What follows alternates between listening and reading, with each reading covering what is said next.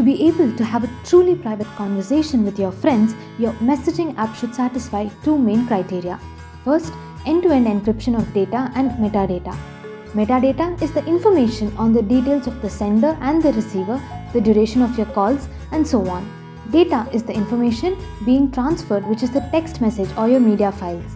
The messaging protocol should be designed in such a way that only the sender and the receiver have access to the data that is being sent.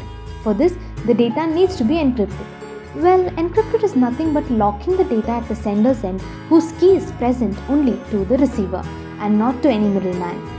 This prevents any breach-in by hackers. Second, data security and storage. The conversations should not be stored in any cloud or database by the service providers. It should be solely under the user's control and be accessible only by the user. No additional data should be collected from user other than the basic details necessary to create an account. With WhatsApp recently updating its privacy policy, people around the world are quite unhappy as it seems to have compromised a lot on our privacy. To know more about what exactly was modified and how it is going to affect us, click on the link in the description to watch.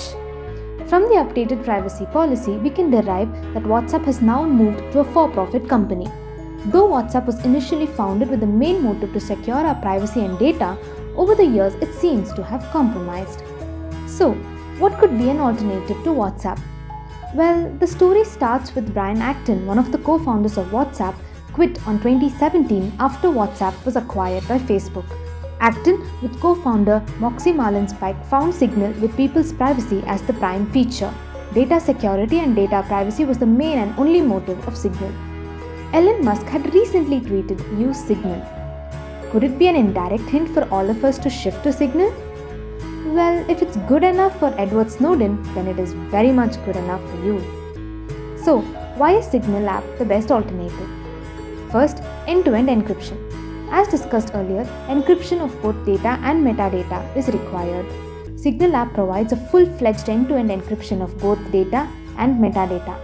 The metadata was stored as plain text and not encrypted in WhatsApp. The Signal app in itself cannot find who have you conversed with and the duration of your conversation. This feature is called as a sealed signal for sender.